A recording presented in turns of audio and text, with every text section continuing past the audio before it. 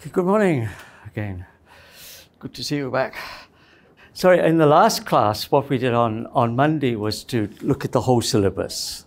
So I won't repeat all that today, of course, but hopefully you know the basic outline of what the course is about, yeah, from the description. If you would like to discuss afterwards, I can show you the syllabus in more detail, yeah. So what we decided to do today was having set out a number of issues, just to summarize some of those key questions, again, especially for those who've just come. The study of disasters is interesting for all sorts of reasons, right? One is the impact that it has obviously on human life and human societies. And the point we tried to stress quite a lot last class was that in addition to looking at disaster management, prevention, recovery from more technical points of view, from in terms of engineering, for example, okay, it's also important to look at it from cultural and sociological points of view. Processes of prevention, processes of recovery, the psychology of reaction to extreme events, for example, okay, and the way in which sociologically people cope through creating new forms of community and so on. So that was basically what we were setting out last class, okay? So what we decided to do today was to look at a number of cases of disaster situations to see what we could learn very specifically from those cases, okay, in terms of illustrating the kind of points we were talking about on Monday, okay? So this is what we're going to do today. We're going to look at some cases and we're going to see what issues arise from them that we should debate. And many of those we'll come back to in much more detail over the next month, okay? But to get the picture going, okay? All right. Let's take a range of examples that have a different basis in the kind of disaster we're talking about. And let's start with something, of course, tragically familiar in Japan, which is earthquake and tsunami related. And I'm sure you know this, right? It's quite, it probably seems quite a long time ago to you. In 2004, there was a very large undersea earthquake off the coast of Indonesia, right? Of roughly the same strength as the one that occurred off Fukushima, right? A 9-point something, caused an enormous tsunami.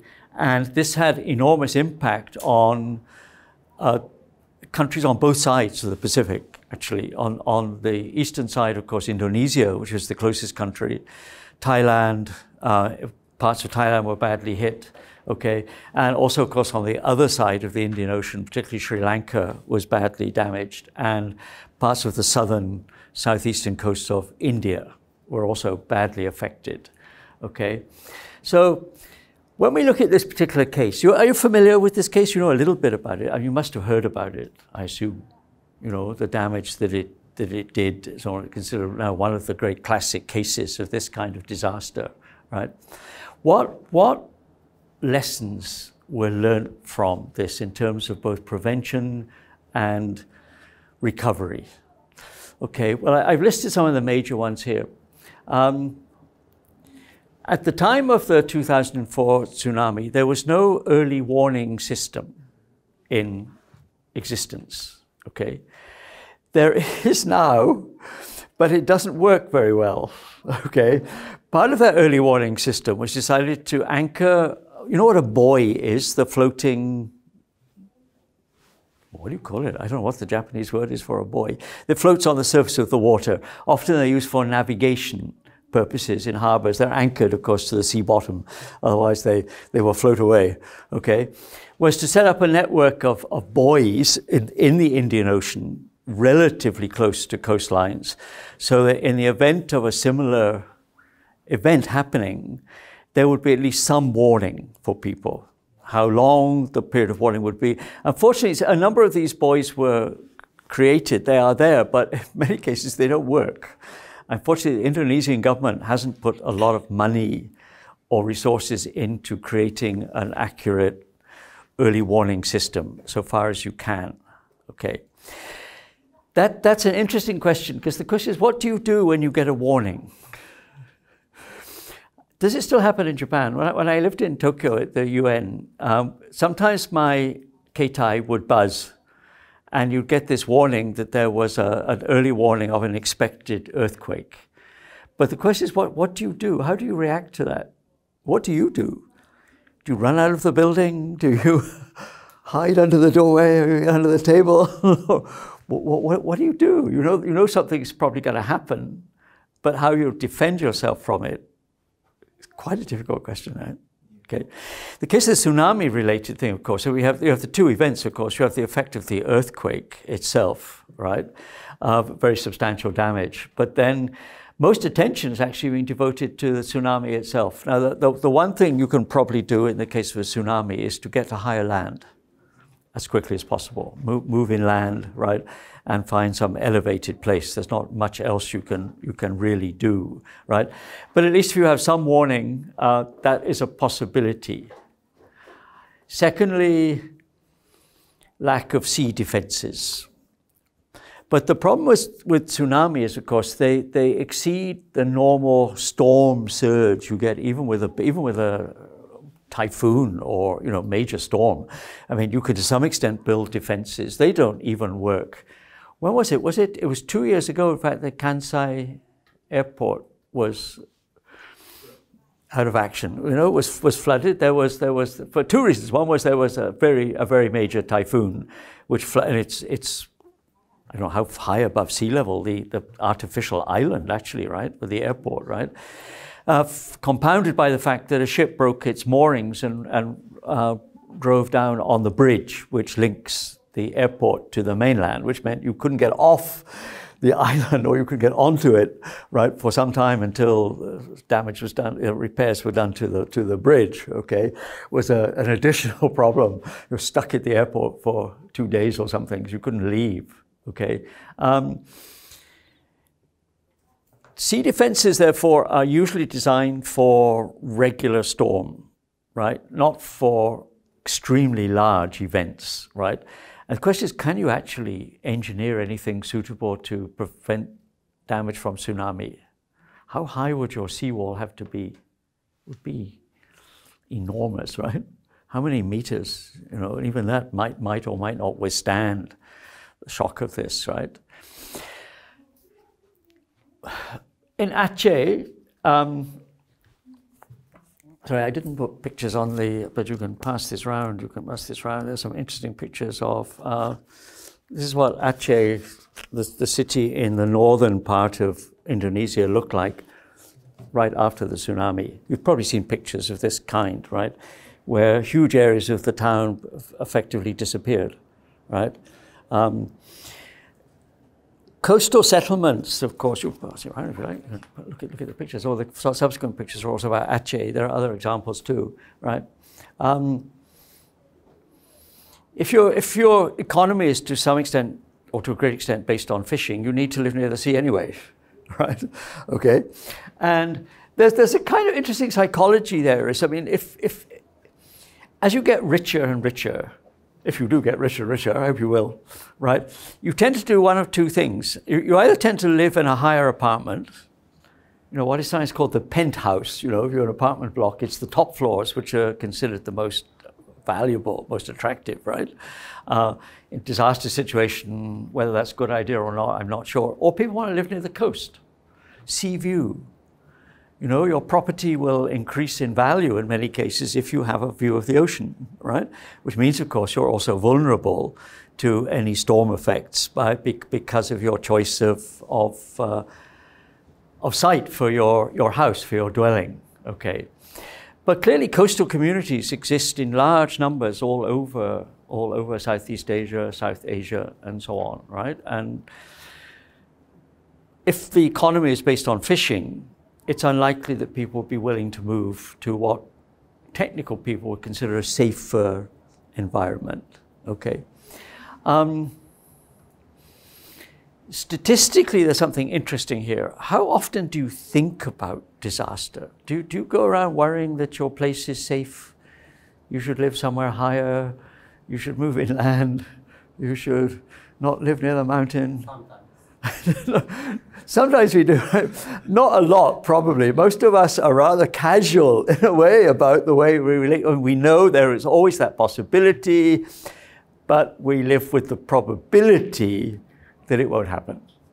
Okay, so you can even say in quite vulnerable situation. We were talking yesterday about I remember when I was in a plane circling over Los Angeles. Looking down, you can see the San Andreas Fault from the air. It's just inland from Los Angeles. And people they have houses built right along the fault. So you would knowingly buy a property on an active earthquake fault. I'm not sure that's a good idea either, but clearly people do. I assume as making the judgment that the statistical probability is small. What was the last time Fujisan erupted? When was the last major eruption of Fujisan? Kyoto, you're fairly safe, right? Right, by the way. Tokyo is not. On a clear day, you can see Fujisan quite clearly from Tokyo, right? A high building, or I can't remember exactly. It was 1770 or something like this. You could check this out. It was some time ago. Okay. There are people who work on statistical theories that if the previous eruption was, let's say, 1400 and something, you have a maybe 300-year gap between major eruptions. So if that theory is true, don't buy an apartment in Tokyo, right? Because you're getting close to the date again when, in principle, if you follow this numerical model, that the next eruption might occur. Very unpredictable, of course, but in fact, the effects of that would be, of course, extremely devastating for Tokyo, right? I was there after the 2011 earthquake tsunami, and it was very interesting for at least two reasons. One was that it was eerie. There was nobody around. There were nobody in the streets, right? All the big lights, the neon advertising things in the areas like Shibuya were all closed down, right? And in fact, the government actually had a plan to evacuate Tokyo if the levels of radiation increased beyond a certain point. What would you do with 30 million people? Problem, right? In fact, it gave rise to, I mean, it seems that even in Kyoto at that time, you really couldn't find a hotel room because thousands and thousands of people had left the Tokyo area and moved as far away, possibly, to West Japan, as far as away they could get, including here and Okayama, way beyond here. What would you do with 30 million people? How would you feed them? Where would you keep them? If you use school gymnasia or community centers or something, it would be a massive problem, right? In fact, of course, it never occurred. But there was a plan that if the situation got very bad in terms of radiation, it would be necessary. In fact, there was a new word entered Japanese language at that time. You heard the word flaijin? Not gaijin, but flaijin. You never heard this word? This was a word that appeared around that time because it meant flights out of Japan were all full. Flights into Japan were almost empty. If you want to get a seat on a flight into Tokyo in 2011, it was very easy because nobody was coming. Okay, so flaijin was this idea that people were, if they could, they would actually even leave the country, get as far away as possible, right, and sit out the crisis. Because in the early days, of course, nobody knew quite what would happen. There was a possibility that the Daiichi plant would go into actual meltdown, which would have disastrous consequences for a huge area of the country, all right? But fortunately, it's not solved yet, right? But it's not under control. So you've got things to do with defenses, and you've got to do with the fact that coastal communities are common when shipping, fishing, tourism, whatever is involved. Naturally, people are going to live in vulnerable locations. Building standards, meaning construction based on the possibility of disaster. Now, again, in Aceh, in many parts of Indonesia, but other parts of Southeast Asia, it's common to build above the ground. Maybe you think I can find a classical sort of traditional houses. That's not, you can't see this picture very well, rather like this, which will defend you against flooding, probably, but not against, you know, a major flooding above 6 or 8 feet. In fact, traditionally in Southeast Asia, the space below the house is used for actually all sorts of useful purposes. It's used for storage. Sometimes you keep your cows or whatever down there, right? Or on a hot day, you could sit down there and shell your vegetables or whatever you want to do. It becomes actually a kind of communal space. You can park your car if you have one. You can do lots of things with underneath the house, right? It has limited protective effect, not against earthquake, of course. Probably be more vulnerable unless the reinforcement was very strong, right? Flooding, yes, but earthquake, probably not. Might be more vulnerable than a land-based building, though we're going to talk about those kind of architectural issues later on in the course. Building standards, and in fact, although people talk about this, do you think that on the whole, buildings like residential buildings or shops in Japan are really built to high standards of disaster prevention? I'm not sure they are. I mean, you just walk around the streets in the area, the little back street areas. I doubt that very many of those buildings are designed for high levels of resistance. In some cases, the resistance is natural. A wood frame building is relatively flexible, of course, in its movement, unlike, say, a brick construction, which fractures very easily. So there is a kind of natural resilience built into a lot of traditional housing in Japan. But I'm a little skeptical about really how strong most buildings would be. And if they were earthquake-proof, they may not be fireproof. Of course, that's the other problem with the wooden building. It absorbs shock, but it's vulnerable to fire. And as you may know, the great earthquake in 1923, the majority of deaths were not from the earthquake, they were from the fires. It broke out. In 1923 in Tokyo, presumably most buildings were wooden. And it was around lunchtime, right? People were cooking at home. It was a very bad combination of factors. So it was actually fire. That would probably be less an issue now, but it would still be there. Lack of social memory or sense of vulnerability. Something we talked about a little bit last time, notably, how long will it be before the memory of these things fades? When will people start building on the beach again? Thinking, well, you know, it happened, it's probably not going to happen again for another 200 years. You know, I won't be around then, it's probably fairly safe. Yeah. Do people retain long memories of these kind of events? They tend to fade. Within a generation, there's a memory of it. Oh yes, this happened, but it's not really something that would create the feeling in you that you should react to that situation, that vulnerability. You know, it's happened before. I don't think as humans we tend to think that way very much, do we? Memory's kind of short, very, very short, and sometimes very, very short, actually. Okay, quite traumatic events, people get over them quickly, and then that may not be a good thing in the sense that if you have a history of remembering previous events, okay, you can protect yourself against them to some extent, okay. Mind you, I've done stupid things myself. I remember going down inside a volcano in Indonesia. Indonesia is very volcanic. You climb up and you could go down into the crater to a certain point. Okay, and you find a local guide, well, knows the paths down inside. It's kind of, have you ever been inside a volcanic crater? Yeah?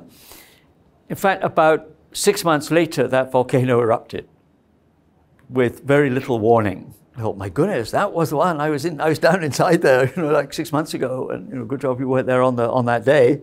Yeah, okay. Because there, again, seismically, there had not been much warning. The minor tremors were normal. Nobody really anticipated building to a major eruption. It's in Java, near the city of Bandung, which is in West western part of Java, if you think of the map of Indonesia. Okay. Absence of refuges, places you could actually go and that would be stocked for emergency situations. Now, there are places that do this, but in fact, the cases where this normally happens tend to be in relation to war, not. I had a house once when I lived in the UK that still had in the garden the air raid shelter. There was some time during the war, the occupants then had built a concrete bunker, which was supposed to be strong enough to withstand, you know, a bombing attack. I don't think a direct hit probably wouldn't have worked, but if a bomb landed nearby, okay, you'd have been fairly safe inside. And I think at that time they kept it stocked with basic food, water, blankets, stuff like this. So if you needed the refuge, it was safe for a few days, right? But on the whole, this doesn't happen, I don't think, right? What you see in Japan are little signs directing you to a park or somewhere saying, evacuation area. You notice this? So find an open space, basically, where, you know, the danger of collapsing buildings or anything is minimized. But what do you do next when you're sitting in the park? Where do you go? Where do you go after the park, after the earthquake stops? You know, are there refuges, or in the case of coastal communities, places inland a little bit that would be stocked for this eventuality? Many governments don't want to do this because, of course, you might have to maintain a refuge for years without anybody ever using it. You'd have to change the food. You'd have to replenish the water supply frequently, this kind of stuff. All right. Inadequate national response plan. Now, as some of you know, I live in India at the moment, and the city of Mumbai, which is the kind of Osaka of India. I mean, Delhi is the kind of political capital, Mumbai is the kind of commercial capital, has been badly flooded 3 times in the last year. Okay, I mean, like waist-high water, so public transport stopped, you know, slum dwellings and so on washed away or collapsed and so on. Very serious impact. The first time there was serious flooding in Mumbai, the government of the state in which Mumbai is found is called Maharashtra. The government of Maharashtra decided they had to have a disaster reaction plan. And they created a specialist committee, formed a plan. Do you think it's been implemented? Nothing's happened. You know, the plan is there. You can read the plan. It's a wonderful plan. All sorts of ideas about simple things. Like in India, people tend to throw their trash into canals or, you know, waterways, and they clog up. So in the event of extreme rain, there's nowhere for water to go, right? Often quite simple things like keep all the drains clean. Make sure they are regularly clean so that there is runoff in the event of very heavy rain. In fact, nothing has been done to implement this. This is quite common phenomenon, actually, when there is really no plan about what to do in the event of a disaster, even one that you can, to some extent, anticipate. So if we look at the Indian Ocean case, you can see behind it a whole set of factors. Okay, some social, some more engineering factors, some political in the sense of the question of national responses. How ready is your government to respond to the possibility or even probability of a disaster of one kind or another? Okay. If we look at the other side, what happened afterwards? Well, we mentioned a few cases on Monday, right?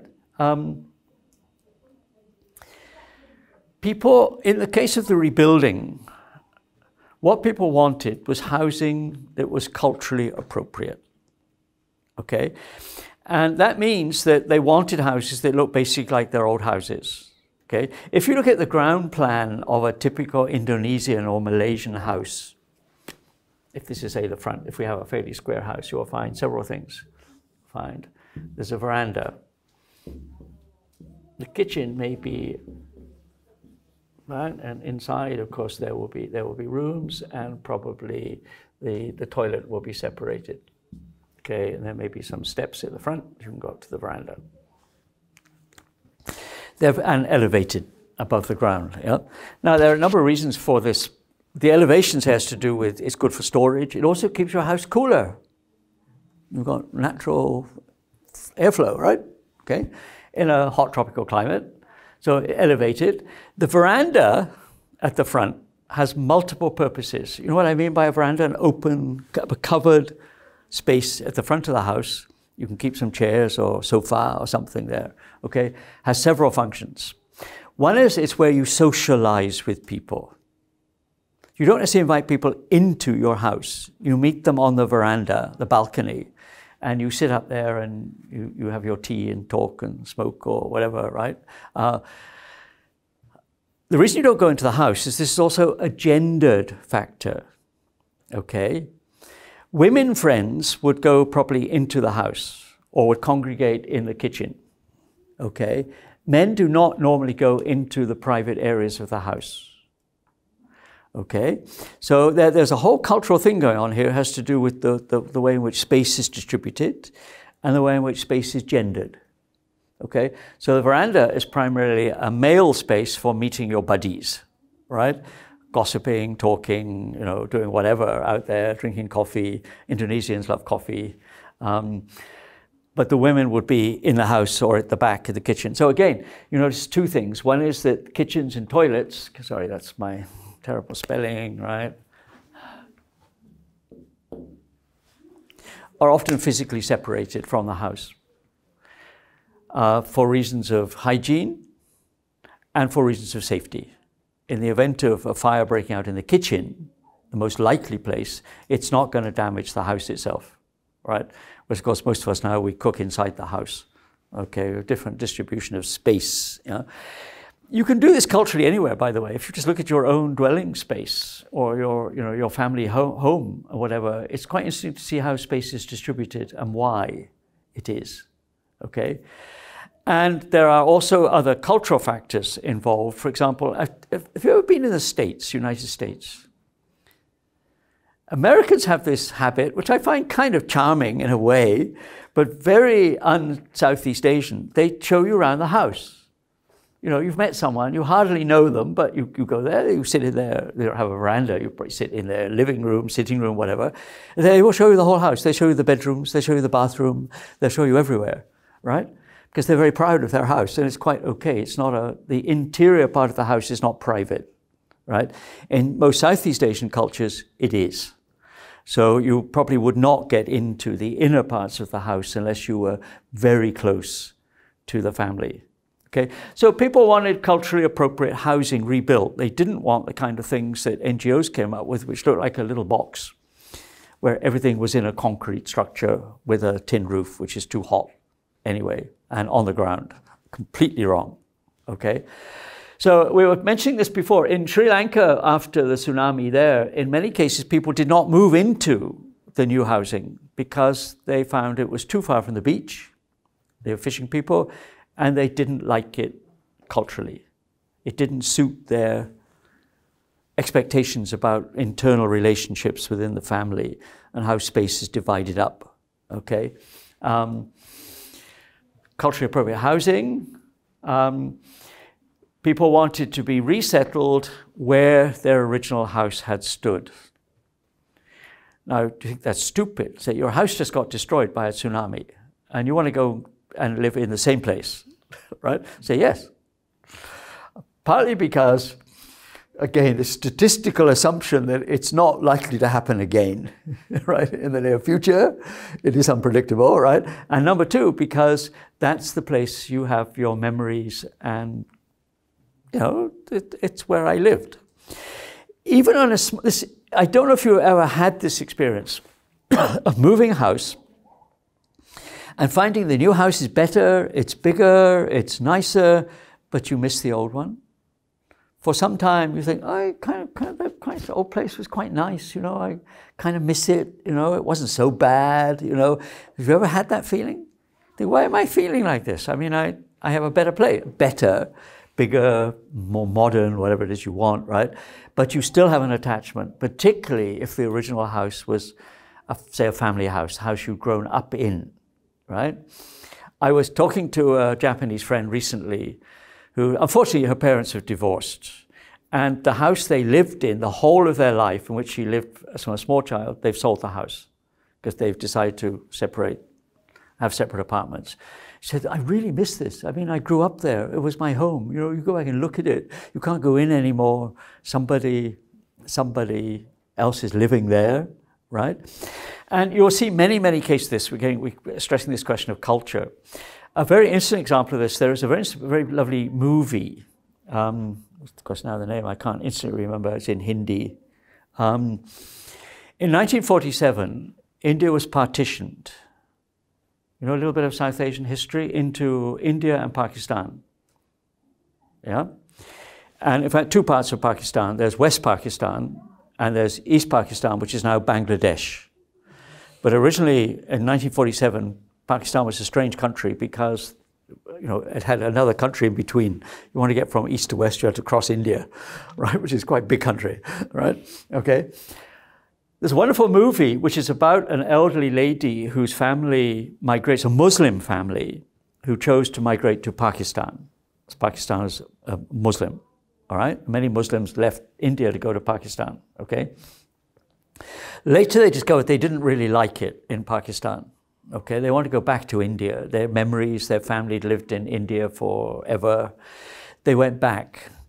But the policy was, at 1947, 1948, houses abandoned by people who left to go to Pakistan were given to refugees who came from Pakistan. Right? So if you were Hindu or Sikh, for example, the Indians the men tend to wear a turban. Okay? The Sikh community. So, you fled from Pakistan, you had to be housed, you were given the houses of people who'd left to go the other way, okay?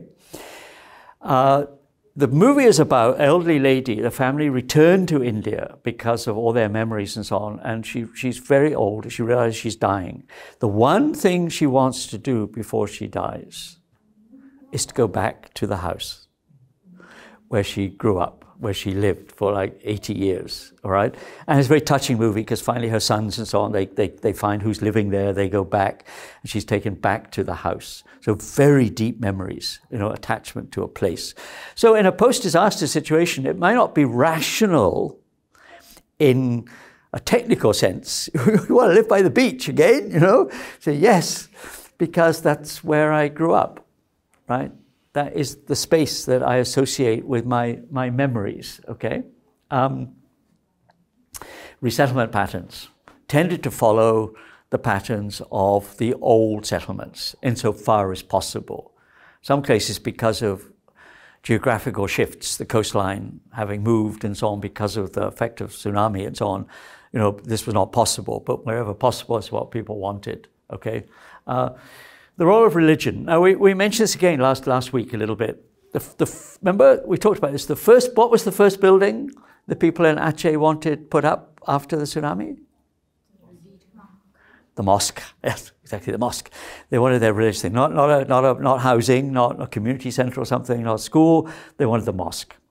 Because, of course, it was through their religious beliefs that they were relating themselves to understanding what had happened. Okay? And I'm sure you'd find examples of that many other places as well, right? The depth of traditional local economy. It's not easy to shift your livelihood. If you've grown up as a fisherman and you've lost your house and boat, right? And somebody says, well, when we go back to fishing, why don't you become, what do you become?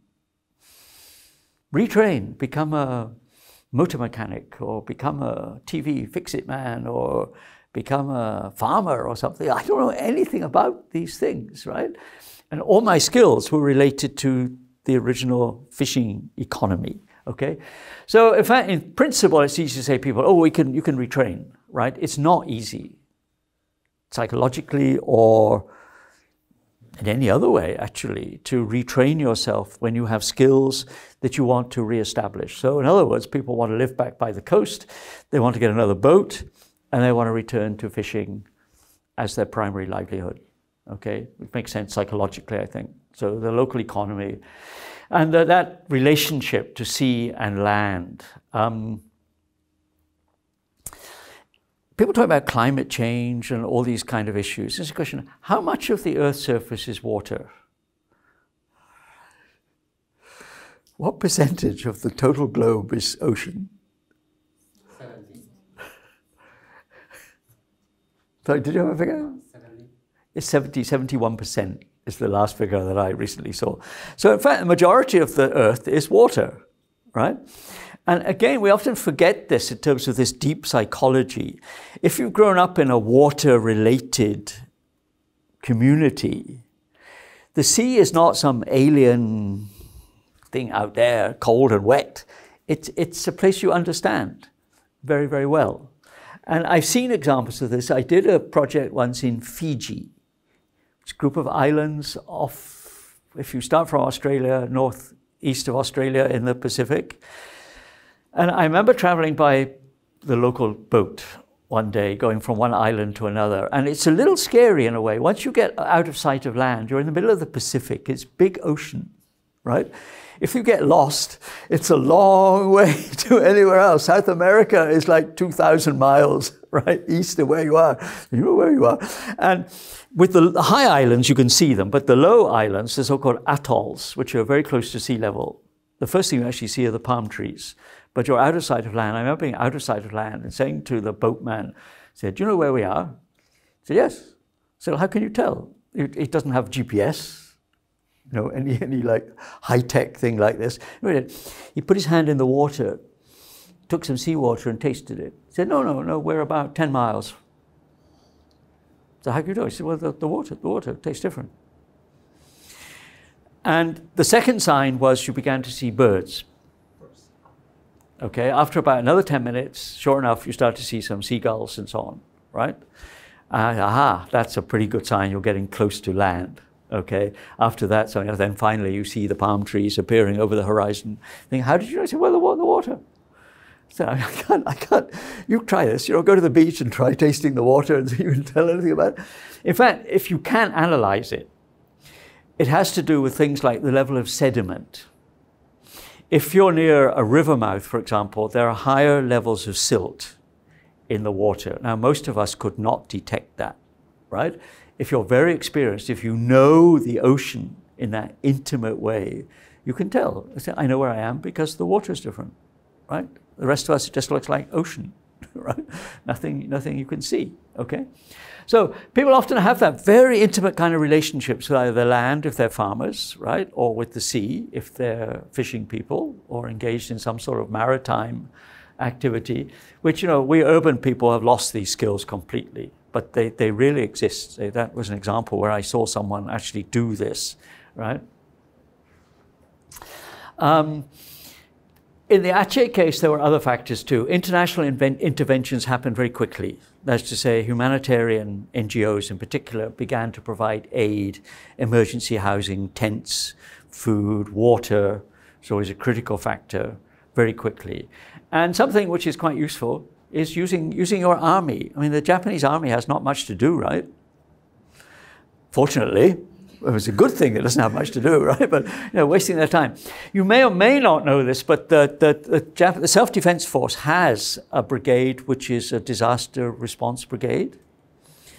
And I remember when I worked for the UN, visiting their base, it's in the suburbs. They may have several, I don't know. Right?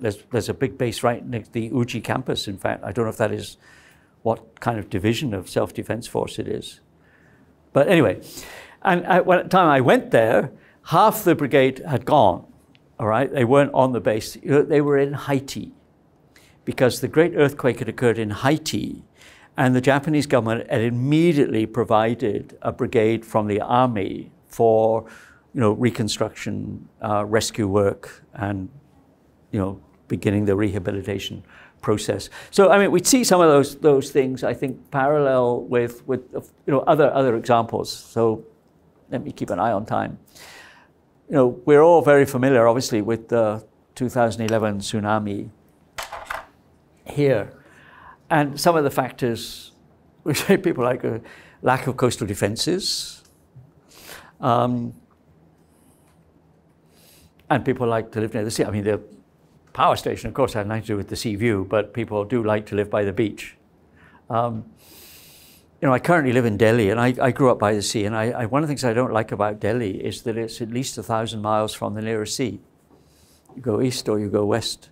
Your mountains you've got just to the north. Himalayas are very close, right? But no ocean for 1,000 miles. Yeah. The siting of the power station on the coast, because of the necessity of high quantities of water for cooling purposes, right? But the rather stupid idea of putting the backup power units facing the sea was the most likely direction from which danger would have come. So, of course, that's partly why, as you know, the power station began to go into meltdown, was that all power was lost. The backup units didn't work because they were destroyed themselves by the tsunami, okay? And for some time, it was impossible to find alternative sources of power. There is a concept in energy studies which is called distributed power, which is the idea that you can switch power sources quickly from one location to another. If one place is lacking power, then power can be drawn from other areas quickly. Fukushima case, that doesn't seem, what they call TEPCO, was it the Tokyo Electric Power Company that owns and runs the plant, had no mechanism for distributed power. So if power was out, it took considerable time to reconnect to the main grid inland and begin to provide an alternative source of power, okay? Corporate control of energy, right? TEPCO being a very good example of that. And also the question of corporations in general. There have been far more nuclear problems in Japan than you know about because the power corporations don't tell you. There have been lots, and every now and again something leaks out that there was an accident somewhere, but they keep this very quiet because I read an example of this morning. Actually, yesterday's paper, which I bought yesterday and I was reading this morning, somewhere in Yamaguchi-ken, apparently there's a shortage of doctors. Doctors don't want to work up there. Okay, too cold, too snowy or something, okay, whatever it is, right? That one town has taken over a little museum that was built by the local nuclear power company as a showroom to persuade people how safe nuclear power was, how it works, and this kind of stuff. But there are practically no visitors. Before 2011, apparently there were quite a lot of people went to see the displays and to see the, how it all works and all right. And after 2011, the number dropped very, very steeply. So last year, only 5,000 people went the whole year to look at the museum. So the town have actually taken over this company, this building, and turning it into a clinic. They've hired a doctor. And they're going to convert it into a clinic. The power company were a bit upset about this. On the one hand, they thought, well, it's a good use of the building to turn it into a clinic. On the other hand, they were very unhappy by the fact that people didn't want to know about nuclear energy. Could see declining interest because of fear of, indeed, the dangers and the unsolved problems of getting rid of spent fuel. There are many parts of the world, India is a very good example of this, where increasingly communities themselves are running their own power systems or controlling their own power systems, which means it's not in the hands of large companies who are making the big decisions about who gets power, pricing, and this kind of stuff. So the corporate dimension is, we can talk about that if you want to anytime. Lack of warning, evacuation plans, and something you can't blame emergency services for. I mean, in the case of a major disaster, it's very hard even for firemen or ambulance crews and so on. How do you get places? There's damage, streets are inaccessible, stuff all over the place, right? So you can't particularly blame them. But it does have something to do with the location of emergency services, where they are in relation to access routes to probable sites of a disaster. Okay, and the post-disaster resettlement issue again, with some parallels with the Aceh case, but differences as well. We mentioned this in class last time, right? That one of the lessons learned from the great Kobe earthquake was to resettle people together. After the Kobe, people were just distributed anywhere, right? Particularly elderly people could have been sent to, I don't know where, miles away, sent to Chiba or sent to who knows where, right? They don't know anybody, they don't know the neighborhood, they had no support group, there was no family nearby. So levels of stress very high. One of the lessons learned was after the Fukushima one, when you resettle people, as far as possible, resettle them in their natural groups, the same village, same community, keep kinship networks together, because then you have the support mechanisms in place, okay? And they're very valuable, obviously. Revival of the local economy. Now, 2011 probably seems a long time ago to you guys, right? But I remember being there at that time and talking to, for example, I was talking to a strawberry farmer in Fukushima, okay? He said, before the disaster, it's one of those places where it's rather a nice arrangement. If you've ever been to those places, you pick your own strawberries, but you can eat them at the same time. So finally you fill your basket, that's the ones you pay for, but you know, depending how hungry you are, you can fill yourself up with lots of strawberries before you actually go and pay for the ones you've put in the basket, right? He said 90% decline in people coming, 90% decline. And there were places in Tokyo, there were shops, I don't know if it happened anywhere where you lived at that time. You'd see signs with produce, and it's rather ambiguous. Sometimes it would say Fukushima produce. Now the idea was you encourage people to buy it to help the revival of the local economy. The problem was there were some people who wouldn't buy it because they were sure that their tomatoes or whatever were full of radiation, right? So it was rather ambiguous policy. You know, should you label it as coming from that neighborhood? The idea was positive, was in fact to begin revival of the local economy as far as possible. And I certainly knew people who would deliberately buy produce from Fukushima because they wanted to support the revival of the economy. Okay, this is very important. Without revival of the local economy, of course, communities don't really come back, right? The importance of networks, again, the use of the military, including actually in the Fukushima case, the US Navy actually did something useful from Yokosuka, or wherever they have their base. They sent ships up the coast to provide resources, whatever. So they can be useful sometimes, right? But also a culture of mutual support. In post-disaster situations in some places, there isn't such a network. So what happens is things like looting. You know, shops are damaged, nobody there, or empty houses are abandoned, right? The occupants have gone. So what do? You go and steal the stuff, right? I didn't hear of any cases of that here, as far as I know, right? There's no culture of looting. There's no culture of, you know, taking stuff that's not yours. There is a culture of mutual support, of sharing, okay? Plus the fact that certainly after 2011, trauma counseling was made available to people who, quite understandably, had all sorts of psychiatric issues, you know, deriving from the trauma and the loss of home, or the fact they couldn't go back to their home, and all this kind of stuff. So you see a lot of parallel factors here, right? So far, so good. Anything you'd like to discuss with the...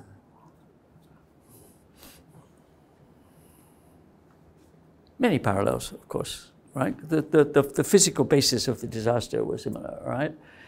Okay, Haiti 2010, again, there was a very major earthquake which caused a very large number of casualties. And the factors there seem to be pro and con. Again, where we're trying to draw out the major factors here were several. Very poor building standards. You know, buildings were not really designed to withstand anything more than a minor shock. This can also be related to corruption. There was a very tragic case. I lived in Singapore a long time ago, and there was a case on one Saturday morning, a small hotel in the so-called Little India part of Singapore, where in fact a lot of Indians live, collapsed. Had a bank on the ground floor, but the upper floors were the hotel, right? Killing lots and lots of people. It turned out that after investigation, that the builder was cheating, and some of your engineers, right? what percentage of sand has to be mixed with concrete for it to be secure? In fact, what they'd done was they added far too much sand. In fact, some of that sand was beach sand. It was damp and it contained salt and all sorts of stuff. So in fact, the quality of the concrete was very bad, all right? And for several years, of course, the building had stood there. I don't know what it was that occasioned on that tragic morning, you know, the collapse of the building. It just like fell in on itself, right? That cheating on building standards is not uncommon in lots of the developing world. India, you see lots and lots of cases of this, where substandard materials are used, fake reporting of quality. You know, you use far less steel than you were supposed to use, but you report that I did, but nobody checks, so nobody knows, right? A very poor country, extensive levels of poverty, meaning in many cases that, in fact, even if people wanted to build strong dwellings, for example, they wouldn't have the resources, yeah? And they were built on top of each other. You quite often see this in India as well. You know, a building is licensed to be a 2- or 3-story building. And there's a 4th story, a 5th story, a 6th story.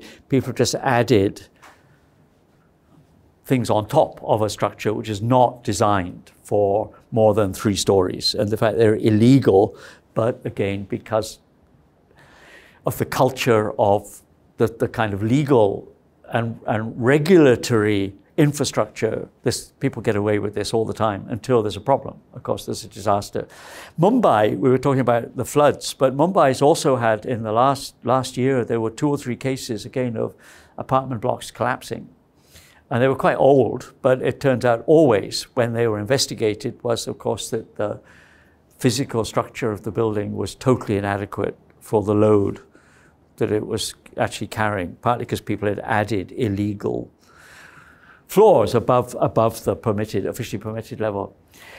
The good news was that there was very rapid international response, including from Japan. The emergency response brigade was sent from Japan almost immediately. So within days, there was great problems. People were arriving, not knowing quite what to do, but in terms of searching for victims. In fact, actually in Singapore, there was an interesting case of this with the collapse of that hotel. It was during the period when Singapore was building its subway system. It so happened that in the city at that moment were a lot of engineers who specialized in subways. And they knew how to tunnel, okay? Because if with the collapsed building, of course, you could take stuff off the top with cranes, but in many cases people were trapped inside. They had the technology actually for burrowing into the rubble of the building. And quite a lot of people were saved simply because there were those subway engineers happened to be in town at that time because of the underground train network was being constructed at the time. Good luck. But of course, with rapid response is extremely important because of the fact of things like dehydration. I mean, how long can you survive buried under a building, alive, but without any source of water or food? And it's a hot place, okay? Whether being hot or being cold is worse, I'm not sure under those circumstances. But rapid response is very important. Aid was quickly found from international donors, UN and major NGOs. The geographical location, Haiti is half of a bigger island, which the Dominican Republic is the other half. Okay, the island's divided basically into 2 countries. All right, which meant that in fact there were resources close by that could be transferred fairly quickly by road, by other means, okay? And again, religion turned out to be important, not only because of people's religious beliefs, but because there were strong religious institutions, okay, which act actually as kind of NGOs, right? And had already a network in place of charity work, of working with elderly people, working in kindergartens, working in all sorts of stuff. So they had an infrastructure that was basically based on the network of the Catholic Church in the case of Haiti. So again, we find religion is one of the cultural dimensions of this. Okay, storm-related factors. You know, the great Hurricane Katrina, which flooded large areas of New Orleans. Now, poor sea defenses here really were a factor because a lot of New Orleans is below sea level. As occurs in other parts of the world, parts of the Netherlands, you go to Holland, quite large areas of the Netherlands are actually below sea level, but the sea defenses are very good. And for the most part, they have never been breached. I don't think there have been serious flooding from sea getting in, as far as I know. Okay, but if your city is below sea level, a lot of your cities below sea level, you better have good defenses, right? Which it turns out that in fact, the federal government, the US government, had reduced subsidies for sea defenses. There was, in principle, a budget to do this, and it hadn't been, it was cut back. So it's not bad. You know, the levees, they're called, the seawalls, are not bad. So you really want to spend all this money on reinforcing them. And of course, in the event of a superstorm, the impact was far greater than the existing rather old defenses could manage. And with the increase in the number of superstorms in the Caribbean, maybe here too, you know, this is something to really think about, you know, particularly if your city is vulnerable. Other factors had to do with the sociology of the situation, not the nature of the storm itself, but its impact. Most of the badly affected areas were poor districts, and ethnically, they were mostly African American districts, okay? The very affluent parts of the city had better defenses, right? Were on higher ground, right?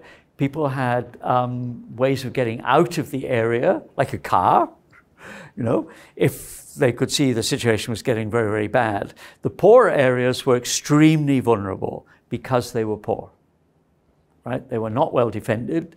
People didn't have transport.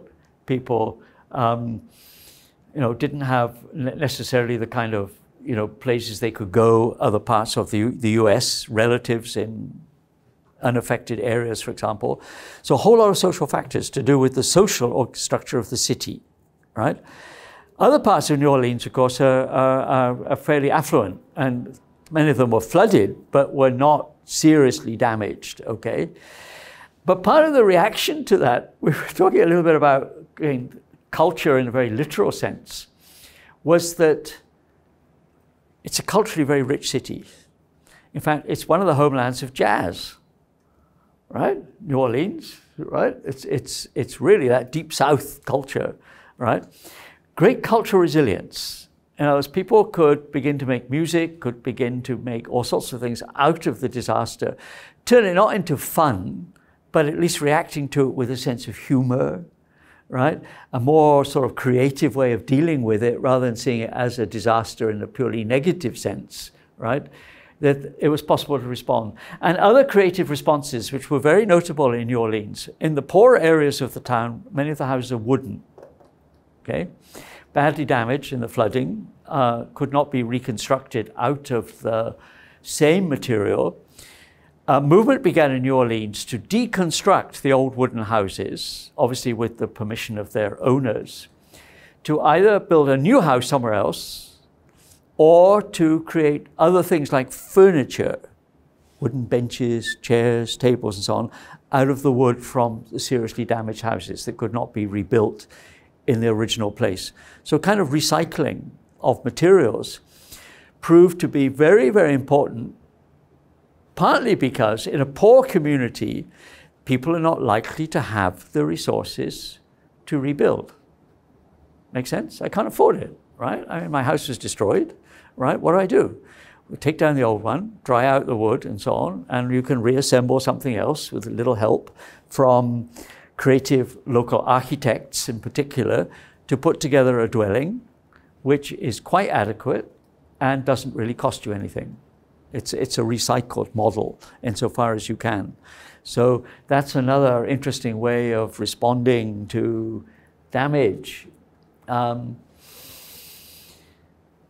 You know, if you've been following the news now, the last week or two, Australia, of course, had these unprecedentedly huge fires, particularly in New South Wales, in the southeast corner of the threatening the capital, Canberra, suburbs of Sydney, you know, the major cities, destroying huge areas of forest and wildlife that lives there, right? And now, yesterday or the day before, it started to rain, and now they have floods, right? Which have put out the fires, but are causing, you know, another problem, right? Which is even worse. Can you imagine? First of all, your place is burning, and now it's kind of underwater, right? Now, many people begin to analyze this, have looked for the factors that are behind this. You know, it's a very developed country. It's not a poor country, far from it. It's a very affluent country, right? Okay, and there are some of the factors. First of all, the effects of climate change. Australia is already a very dry continent. In fact, most of it's dry. The central part is really the edge, the coastal areas which are inhabited. Inland, there's almost nothing. It's extremely arid. It's desert or semi-desert, right? Remember flying across Australia once. If you're going from Sydney to Singapore, it takes about 8 hours, 6 hours, you're crossing desert. You know, you look out of the window of the plane, all you see is just desert for 6 hours. What's that? 3,000 miles or something. You know, very, very dry continent, okay? But the drought, the particular drought which seems to have particularly triggered these fires is itself a result of long-term climate changes. Okay, exacerbated by two things. I was reading again something in the newspaper. Yes, it's good to read the newspaper, by the way. You find all sorts of interesting things. That apparently energy companies have had a really bad time this winter because it's been warm. I don't know, was it warm here until recently? Europe was warm, apparently in Scandinavia, people working around in t-shirts in Sweden, and it's normally like 10, 12 degrees below freezing, but they've had a very warm summer. Energy companies very unhappy because they can't sell fuel and natural gas for heating. And this article was pointing out that, you know, from the point of view of climate change activists, this is a really good thing. So, well, you guys complaining. You caused the global warming, and now you're complaining that you can't sell fossil fuel, right? Like, too bad, you know. I mean, you caused the problem, and now, you know, it's got warmer. Nobody wants your stuff, you know. So, haha, you know, right? In a way, the climate strikes back in a way. Okay, but this has been exacerbated in Australia because it's still a very heavily coal-dominated energy society, okay, both in terms of its usage and as an export. In fact, one of Australia's major exports is coal to China, okay, major export business. They also export uranium for nuclear power generation to other countries, okay.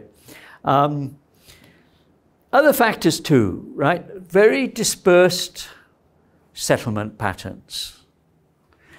Again, if you look at the not completely desert, but semi-desert areas of Australia, there are huge ranches with cattle, sheep, right?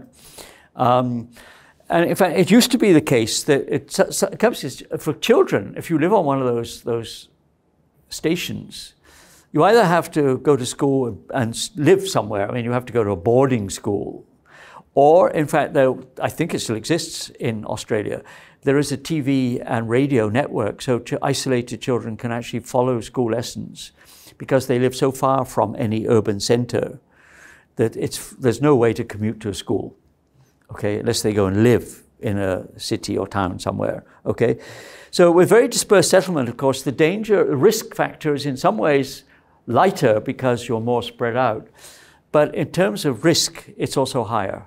You have no neighbors, you have no immediate resources that you can call on, or very few, because of the huge distances separating settlements from one another, sometimes even by air, okay? Very large distances. And a number of things that have come out recently were that much of the firefighting of these fires was done by volunteer fire brigades. You know, they're not professionals, right? Which is fantastic. You know, it's dangerous, you know? but they're not really trained very well. So they don't necessarily know what to do or even how to guard themselves against danger, right? You don't just squirt the flames with, fires behave in very unpredictable and dangerous ways. They can leap. You'll be fighting a fire in front of you, discover a fire has occurred behind you, right? You're trapped because you hadn't figured out the pattern of fire spread. Okay, things like this. So, without adequate training, you have very noble people fighting the fire, but the question is, do they really know what to do? Do they have the equipment to fight fires of this size, right? Slow response by leading politicians. The Prime Minister of Australia, to a lot of political trouble. He was having a vacation in Hawaii when the fires broke out, and he didn't want to come home. And after about 3 days, we said, you have to come back. This is becoming a major crisis. Got huge criticism. He should have got on the next plane back to Australia, right? He waited like 3 days before he did anything, right? And it's been very, very slow. Not only the Prime Minister, maybe other politicians. And this is partly to do with that Australia is very relaxed kind of people. And one of the phrases you often hear if you go to Australia was this phrase, you have to say in Australian accent, you say, oh, she'll be right. Oh, it's a flood, never mind, she'll be right. It'll go away, nothing really to worry about. And this time that didn't work. Right? It wasn't right, right? It was really wrong, okay? But the cultural attitude was, you'll be relaxed, it'll pass quickly, you get fires every year, they're never very serious, right? Till it turns into a huge problem, all right? And again, the long-term effects of that will be, so Australia, interesting question of this, all right? Now, there are many other examples. What I try to draw your attention to is if you look at any particular example, how can we mine it for insights, okay? And here are a few more. I mean, there are lots. In India, in Gujarat, there was a large earthquake in 2001. And in the very northernmost part of India, Kashmir, there was a similar earthquake, illustrating some of the points we already talked about, including bad building standards, lack of any kind of emergency response teams, right? Distances, and the one in Kashmir, it occurred during the winter, which meant many of the valleys are in deep snow. So access for relief teams is very, very difficult, except by air, right? And that's difficult for other reasons when it's snowing and this kind of stuff. Right, last week there was a superstorm that hit Europe, including UK, badly, huge amount of damage done by a major storm. Flights cancelled, trains stopped, and heavy trucks blown over on the freeways. That's bad. If trucks get blown over, it's kind of windy, okay? You get storms in the winter. The Amazon was also having huge fires several months ago. You may have seen on the news as well. And the current Prime Minister, President, of Brazil doesn't seem to care. So, well, this is okay. It's just forest, right? It's just a lot of trees, right? If it all burns down, then farmers can move in and grow stuff, right? Extremely short-sighted approach to this. And I was rather annoyed because the few days before I left India to come here was Indian Republic Day, the day when there's a public holiday to celebrate the Indian Constitution. Okay, and the Prime Minister, the President of Brazil, was the guest of honor of the Indian Prime Minister. I'm not very fond of either, but Mr. Modi, who shares a similar kind of attitude. Never mind the forest burns, it's just a lot of trees, right? Never mind the carbon sink and other factors, but plenty of examples. So what are the broad factors that we can think of that we should then include in our kind of total model? One is very much politics. Okay, in the Brazilian case, in the Australian case, this was this question of we don't really care until it becomes very, very serious, right? Lack of response. And in fact, at the time of the New Orleans disaster, it's very hard to verify this, okay? So it's not a matter of fact. A lot of people suggested that one of the reasons why response was slow was because it was a poor Afro-American city, right? If it happened in an affluent white city, that would have been quite different. The army would have shown up, everybody would have shown up in 5 minutes, but in New Orleans, well, it didn't matter so much because they're only poor African, people of African descent anyway, so not so important. A lot of people said that. I mean, it's hard to verify whether that was strictly true. Possibly it was, okay? The politicians didn't intervene as fast as they would have done in a different kind of community. So there is almost always a political dimension to the way in which disaster response occurs or is structured, what kind of resources are put into rebuilding, okay? A natural disaster creates humanitarian crisis as well. And later on, we'll look at those parallels, because one of the obvious parallels is with refugee communities, and the way in which refugees, often political refugees, try to reestablish, their own sense of community, sense of meaning. Okay, so we'll look at that. Economy, oh, sorry, I missed out an H. Both local and international, meaning the example we talked about in Aceh, reestablishing the fishing industry was the traditional form of economy, all right? But also the effects of international economy on things. One of the major sources of foreign exchange in Sri Lanka, and the coastal areas particularly, is tourism. Okay? Now, with the coronavirus, I'm finding many, many interesting dimensions. And let's really hope it doesn't spread here. These poor people are still stuck on their cruise liner in Yokohama Harbor, right? Is the way people are reacting to this. And I've read a number of things. I do tend to read the newspaper every day, okay? Where, for example, a lot of business people, economic specialists from the big securities companies, simply saying, oh dear, this is going to affect the world economy, oh dear, it's bad. Growth will slow, right? And again, I think climate activists say that's a good thing, all right? If China doesn't produce quite as much in the next months, that will actually probably positively impact CO2 emissions and this kind of stuff for very sad reasons, but nevertheless, it will have. But they're talking about it largely in terms of, oh dear, this is going to affect us. Airlines have canceled flights to Chinese destinations and so on, right? And this kind of stuff. They're losing revenue, right? The problem is, oh dear, we're losing money. People are dying, that's sad, but we're losing money, right? That's really sad, right? Okay. And so, there's always something going, there's a very close relationship between structure of international economy and the way in which responses to, in this case, disaster. So in the Sri Lankan case, of course, part of the issues was how to rebuild the tourist infrastructure, right? And how to persuade people that it's safe to go back, okay? Japan suffered a huge decline in tourist arrivals after the Fukushima disaster. It dropped considerably. It's now grown back, okay? Because I think people have again decided that it's fairly safe to go to Japan now. You're not going to get radiated too much. Maybe stay away from Fukushima, but anywhere else, Kyoto or somewhere is fine, Tokyo is fine, whatever, okay, that it's coming back. You have to persuade people that it's safe to return, all right? This won't happen again, or it's not likely to happen again, so you will be safe. So that is often where the international economy has considerable impact on post-disaster recovery patterns. Do they put resources in? Or do they see this as an unsafe place which should be avoided? Okay.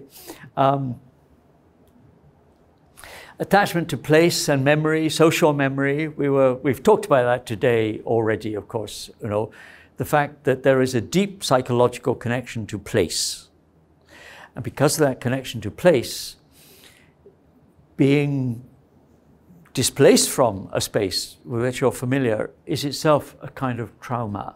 It's a very unpleasant experience to have to go through. You cannot go back to the place.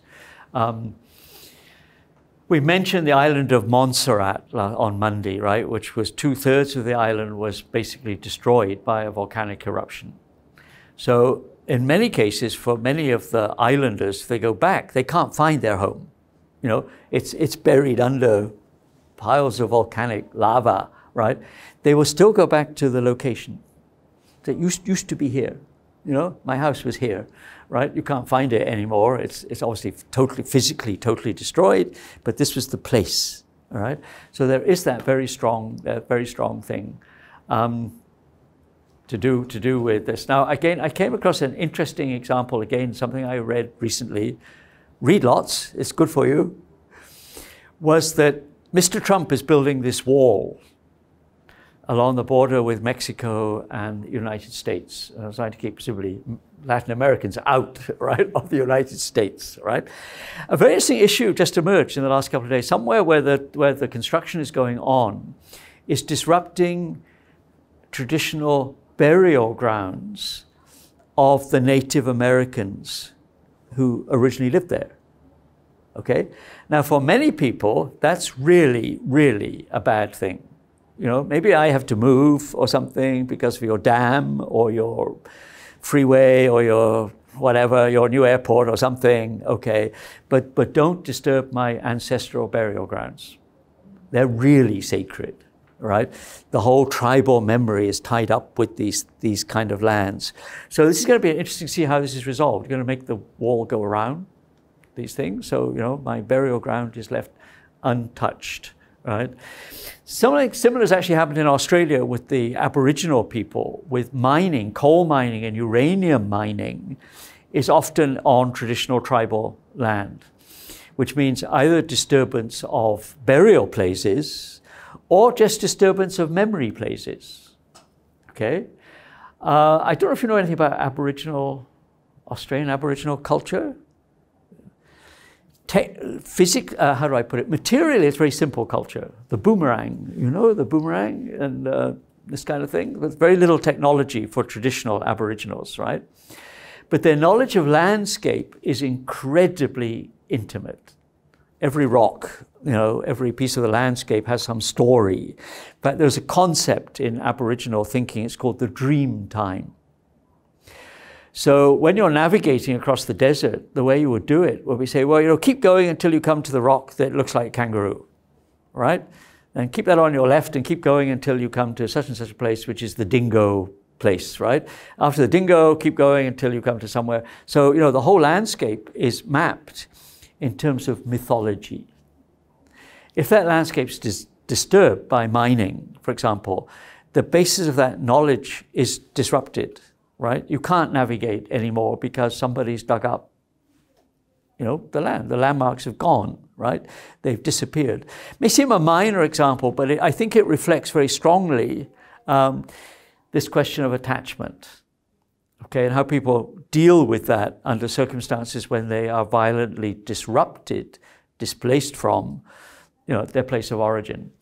There's the other issues we've also talked about a little bit today, right? The adequacy of formal and informal emergency response services. Now, I am told that after the Great Kobe earthquake, the government was very slow, okay? It was very slow. It turned out that somewhere in the political structure in Japan, the army, the Minister of War, whatever he's called, Minister of Defense probably, right? I'm sure not war, defense. Couldn't mobilize the army until he got permission from someone who had to ask the Prime Minister, and the Prime Minister was playing golf or something, and, you know, it took hours or days before the army could be mobilized. That the most effective, immediate first response unit in Kobe was the Yakuza. Okay? So organized crime turned out to be quite useful under those circumstances because, you know, they knew people, they had networks of their own kind, originally based on criminal reasons, but in emergency situation, they turned out to be very effective. They knew where people lived, they knew where there were elderly people, they knew all sorts of things, and they had a resource base, okay? So in the 2 or 3 days before the army showed up, it is claimed that it was the Yakuza was one of the first response organizations that began to get stuff together to, you know, help victims, search for people buried in rubble of collapsed houses and so on. Okay, so that's an example, obviously, of an informal emergency thing. It could be something else. It could be a religious group. It could be kinship networks. It could be all sorts of things. Okay, depending on the specific local culture. All right, and the final one, or at least the final one to think about today, is cultural resilience and social cohesion. That is to say that when a community has fairly tight bonds, resilience tends to be stronger, which is fairly obvious in a way. You know, as I say, I was learned from the experience of the Kobe earthquake, don't disperse people away from their networks of contact, okay? Elderly people particularly suffered very badly from this because they found themselves in a social environment they didn't know anybody. And if you're very elderly, it's probably harder to make friends. You know, you're not quite so outgoing physically or psychologically, right? Really, really suffered from being displaced. They had a place to go. They were provided with housing and so on, but they didn't know anybody, okay? This was a bad idea. So that social cohesion turns out to be very important in maintaining cultural resilience. So, and as we've seen in a couple of these cases, is religion. For two reasons, right? Number one, religious organizations often provide exactly a case of an informal emergency response, right? There are networks of schools, hospitals, kindergartens, all sorts of things in place already, right? Which can be realigned to meet the needs of the disaster rather than their original function. If you have kindergartens, you have space, for example. You know where the children live. You know all sorts of things. You know who their parents are. You have all sorts of ways of responding effectively to a disaster. If a child is missing or a parent is missing or whatever, you know the address. You have all sorts of things which the government agencies may or may not have, depending on the country. In some cases, they would have very inadequate knowledge of the details of a local community, okay? So you have the informal emergency response, and you also have this question about meaning. Remember we talked about this a little bit last week. We were talking about narratives. There's a famous medical psychologist at Harvard University, a man called Arthur Kleinman, who's written a very famous book called The Illness Narratives.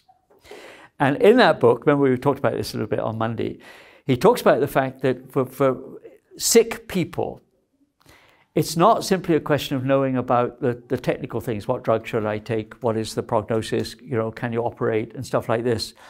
They have to create a story which makes sense of their illness. Why am I ill? Why did this happen? What does it mean? How am I going to respond to this? And people have pointed out that in disaster situations, it's exactly the same situation. You know, ideally, you need to create a story about what's happening, what you can do with this, how you can create something out of this experience, okay? And it turns out that it's often religion that gives you the vocabulary with which to do that. It's God's will. I mean, this can be positive or negative. For example, when AIDS began to appear as a major scourge, there were right-wing Christians in the United States who were saying, you see, this is God's punishment for gay people. You see, you're not supposed to do this now. You guys are all getting sick, and it's your fault. You see, so it's a kind of a good thing. And obviously, no.